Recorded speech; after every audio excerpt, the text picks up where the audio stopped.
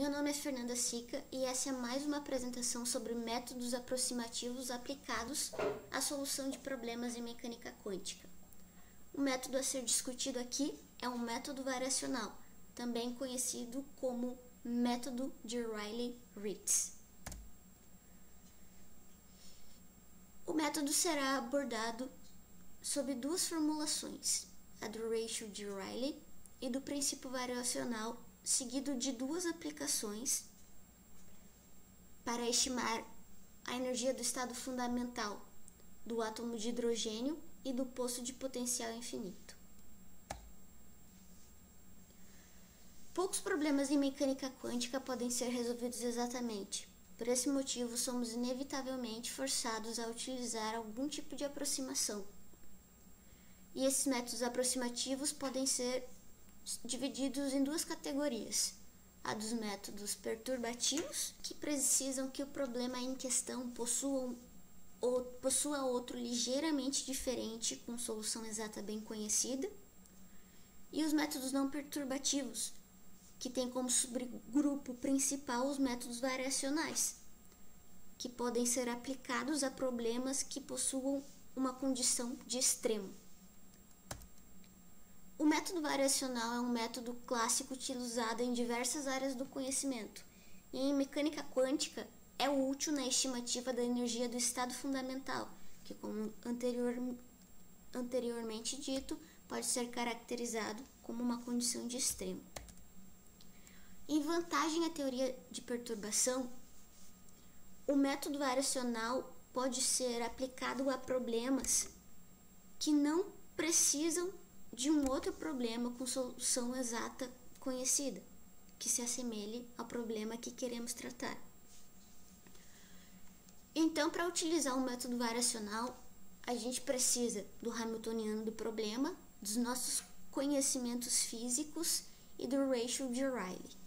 Porque a base do método variacional está em que o ratio de Rayleigh é maior ou igual à energia do estado fundamental, e epsilon é dado pelo valor esperado do hamiltoniano do nosso problema com relação ao ket, que eu denominei aqui como psi-trial. E essa psi-trial será a função que iremos supor a partir dos nossos conhecimentos físicos com relação ao problema descrito pelo hamiltoniano. Então eu tenho que ε0 é a energia real do nosso sistema, que na maioria das vezes vai ser o que o método se propõe a resolver. Eu tenho que H é o hamiltoniano do sistema, e eu tenho que psi-trial é o que a gente vai chamar de ket test, e o ket test ele procura se aproximar do estado verdadeiro fundamental. Note que quando calcularmos epsilon, essa desigualdade fornece a informação de que a gente encontrou um limite superior para o estado fundamental. A gente sabe que o valor para a energia do estado fundamental não pode ser maior, não será maior do que o valor que a gente obteve com epsilon. Pode ser menor ou igual, mas não vai ser maior. Então, o método ele fornece um limite superior para a energia do estado fundamental. Assumimos como notação, então, φ de n para o estado verdadeiro e φ de 0, n igual a 0, para o estado fundamental. E a sacada do método é escrever psi-trial como uma superposição linear dos autoestados verdadeiros do nosso problema. A gente não conhece, mas a gente pode escrever φ-trial como uma superposição linear das funções admissíveis φ de n. E esse produto aqui pode ser escrito também como um coeficiente c de n, porque veremos adiante que para cada propriedade que a gente não tiver absoluta certeza do problema físico em questão, a gente pode adicionar um parâmetro variacional, ou também c de n é chamado de coeficiente de Ritz.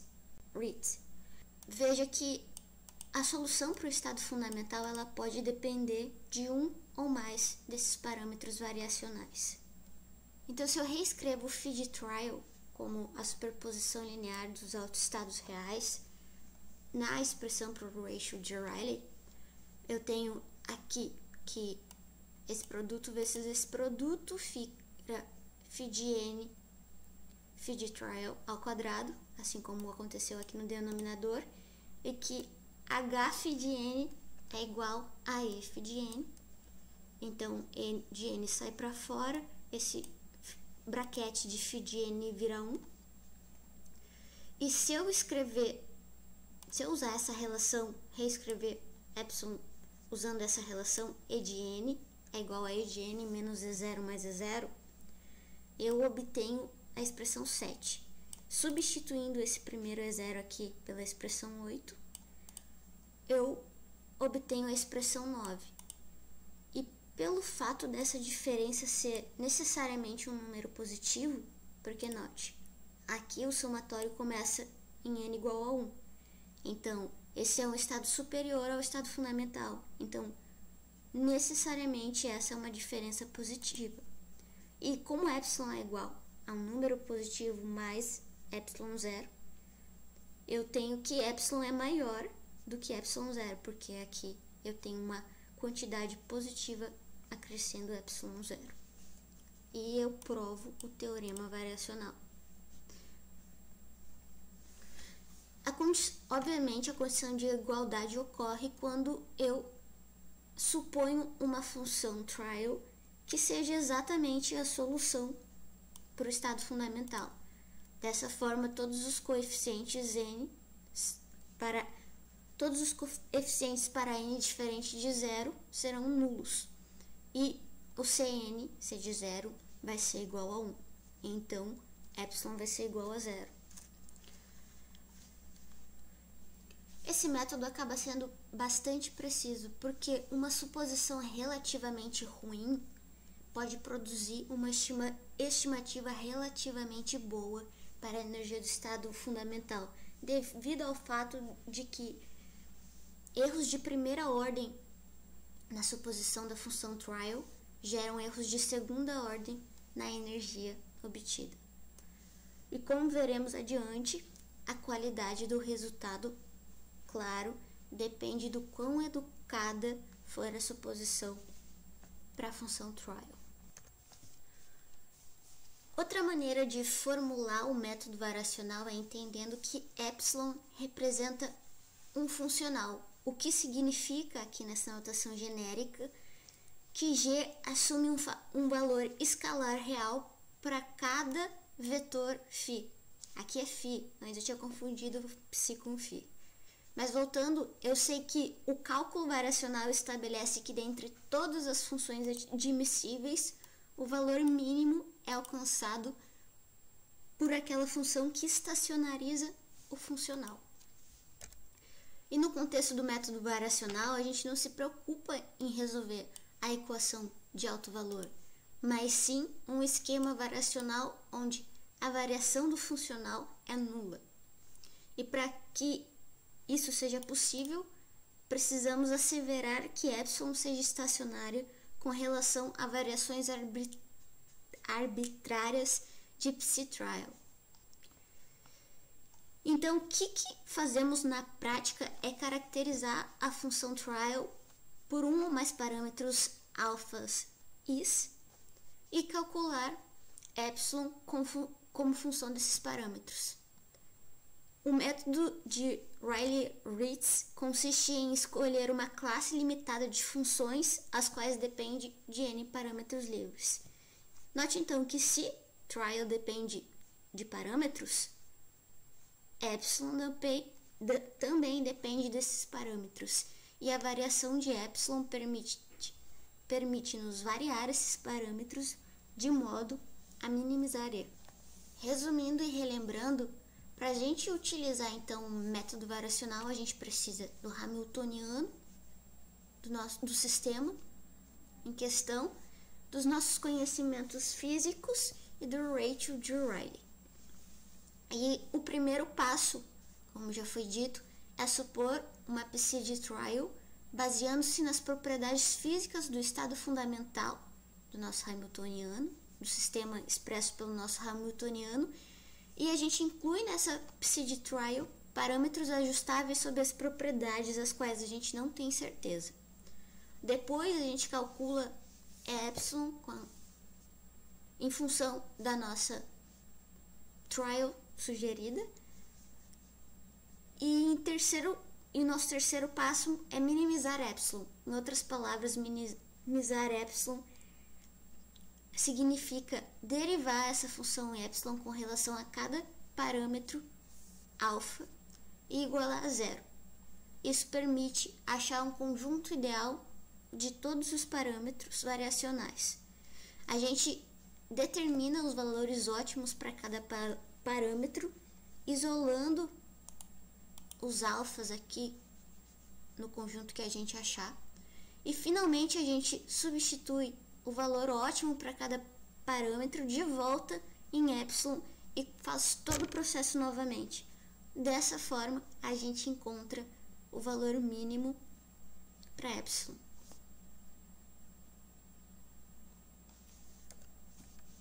E o primeiro exemplo de aplicação do método, então, vai ser estimar a energia do estado fundamental do átomo de hidrogênio, que tem como hamiltoniana aqui a expressão 16, energia cinética e energia potencial.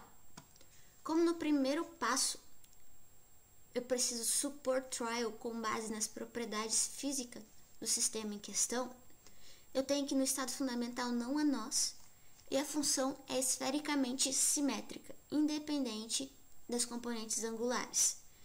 Então, eu suponho para trial a função epsilon elevado na menos r sobre alfa, que na real é a solução verdadeira do problema. Então, aqui eu vou testar que quando eu considero trial a solução verdadeira, o método me retorna a energia verdadeira também, a energia fundamental verdadeira do problema.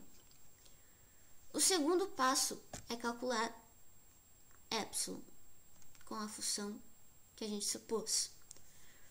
Então eu substituo o hamiltoniano aqui na expressão para epsilon, faço todas as operações, aqui eu separo para cada componente do hamiltoniano, calculo o denominador, que na verdade eu calculo a densidade de probabilidade, né, em todo o espaço, e eu tenho que dtal é dr, dθ e dφ. Aqui eu calculando essas integrais, eu obtenho o resultado π alfa ao cubo. Quando eu calculo o valor esperado aqui referente à energia potencial, eu chego ao resultado menos π epsilon ao quadrado, alfa ao quadrado. E a mesma coisa para a energia cinética, eu obtenho o resultado h cortado ao quadrado, π alfa sobre 2m. E epsilon alfa, portanto, né, somando todos os resultados, então, primeiro, energia cinética sobre π alfa ao cubo, e depois energia potencial sobre π alfa ao cubo, eu tenho como resultado h ao quadrado, h cortado ao quadrado, alfa ao quadrado sobre 2m menos e ao quadrado alfa, como resultado final. O terceiro passo é minimizar o epsilon dependente do parâmetro. Então eu derivo epsilon com relação ao meu parâmetro alfa e obtenho que esse 2 cancela com esse 2 e aqui alfa vira 1. Resultado é h cortado ao quadrado, alfa sobre m menos epsilon ao quadrado. Vamos otimizar, encontrar os valores ótimos para alfa, isolando alfa aqui nessa expressão. Eu tenho que alfa ótimo é e ao quadrado m sobre h cortado ao quadrado. Eu substituo alfa ótimo de novo lá em epsilon e obtenho como resultado final que epsilon em função de alfa, ótimo, é igual a menos me na quarta sobre 2h cortado ao quadrado. E sabemos que a relação para o raio de Bohr é h cortado sobre me ao quadrado, que substituindo aqui, eu tenho que o método me retorna justamente a energia conhecida para o estado fundamental do átomo de hidrogênio. Como segundo exemplo, vamos estimar a energia para o estado fundamental agora do poço de potencial infinito.